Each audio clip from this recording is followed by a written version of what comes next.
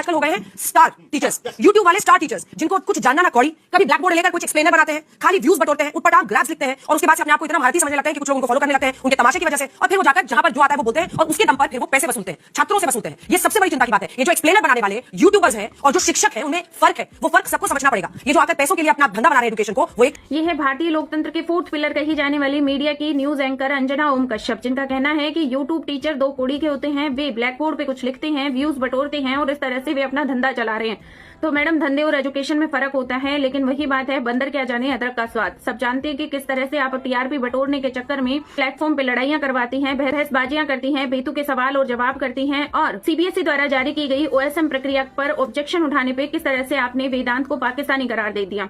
आप famous actor Dharmendra ji को 10 दिन पहले मृत घोषित कर देती हैं और महंगाई जैसे बड़े मुद्दों पर आवाज उठाने के बजाय आप कहती हैं कि क्या हुआ, ये तो ऊपर ऊपर से है। अब ऊपर और नीचे से महंगाई क्या होती है ये शायद आप ही बेहतर जानती है। हम तो सिर्फ इतना जानते हैं कि एजुकेशन पे 18% जीएसटी लगाई गई है, जो कि बहुत ज्यादा है।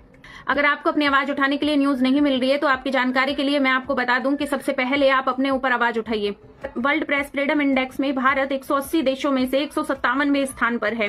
रिपोर्ट्स विदाउट बॉर्डर्स द्वारा दी गई जानकारी के अनुसार भारत की स्थिति को अत्यंत गंभीर श्रेणी में रखा गया है। तो जब आपकी खुद की पत्रकारिता गंभीर स्थिति में है तो इस तरह के एलिगेशन आप शिक्षकों पर ना लगाएं तो बेहतर होगा आपके लिए।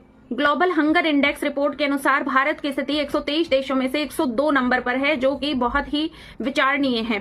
ह्यूमन डेवलपमेंट इंडेक्स में भारत का स्थान 193 देशों में से 130 नंबर पर है। अगर आपको आवाज उठानी है तो बेरोजगारी, भुखमरी जैसे मुद्दों पर आवाज उठाइए। अगर आपको आवाज उठानी है तो नरेंद्र मोदी जी से पूछिए कि 2014 में उन्होंने कहा था कि किसी देश का रुपया गिरने का मतलब है उस देश का प्रधानमंत्री गिरा हुआ है। यहाँ रुपया नहीं पूरा देश गिरने वाला है, लेकिन आप हमें ये बता रही हैं कि मेलोडी टॉफी कितने की आती है, झालमुड़ी क्या है। नीट पेपर लीक के बाद झुंझुनू जिले के प्रदीप ने आत्महत्या कर ली। छत्तीसगढ़ के हसदेव अरण्य जंगल में कोयला खदान के लिए 94,460 पेड़ काटे गए।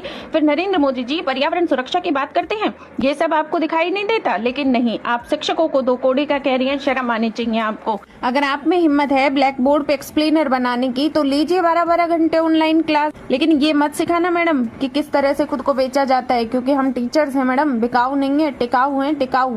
इसलिए अपनी पगड़ी दूसरों के सिर बांधना छोड़िए। धन्यवाद।